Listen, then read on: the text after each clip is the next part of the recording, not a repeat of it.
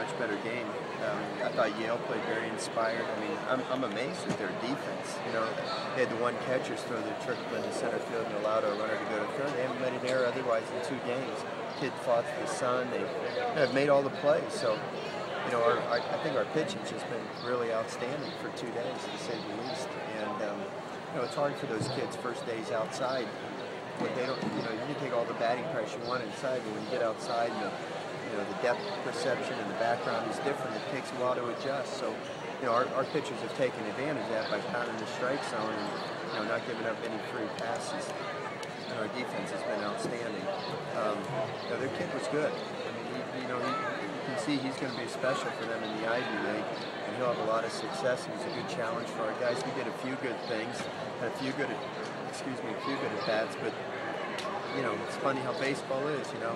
One day you go to bed thinking you're trying to hold the score down, the next day you're fighting for your life in the 9th inning, you know, in a close ball game. That's how baseball is. I've been doing it for 32 years, and, you know, it's not coach speak. It really does happen that way. The guy that's standing on the middle of the field dictates so much about how the game is going to take place. And, you know, today their kid was good, and he was a challenge for us. I don't think, you know, we were bad against them. You know, we had a guy thrown out at the plate on a clutch two-out single. It could have been an RBI single. And, you know, we did a few other good things. You know, Connor tried to move the runner up by going the other way and ended up with a base hit to score the run. That was great. You know, so hey, we'll take it and move on and get ready for tomorrow.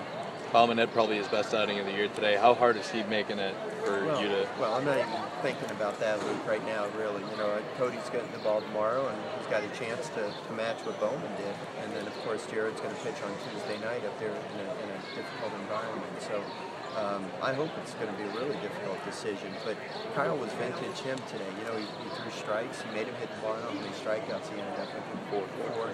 So they're going to. They struck some balls fairly well, but you know, this is the modern era of college baseball. Make them hit it, and the ball generally doesn't go very far. And if you've got good defensive players, you know, I can tell you this: we've got a good defensive team, as good as you'll find in college baseball. You know, we do drills every day where we put a team out there on the field and then take batting practice and they play balls live.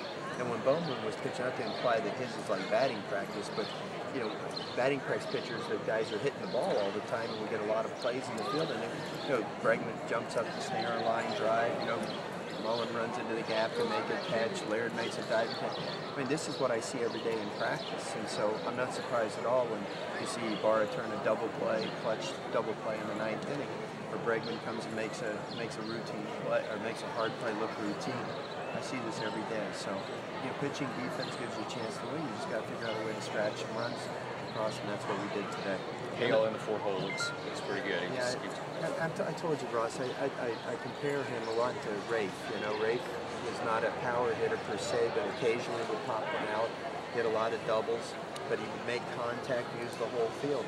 Today you saw vintage Hale. He pulled a base hit between the hole, then he got an RBI single up the middle. You know, if the infield was playing back, he'd have scored another run off a tough curveball, and he put the ball in play. I don't think he struck out this season. In fact, if you look at the guys that are kind of settling into our 3, 4, and 5 holes right now, Bregman, Savic,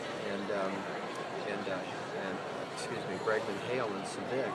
Going into today, the combination only had 1 strikeout between the 3 of them. Now we have 2.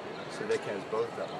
But that's pretty good in 10 ball games to only have 2 strikeouts and an extra 3, 4, and 5 hole hitters. So if they put the ball in play, good things happen. You're talking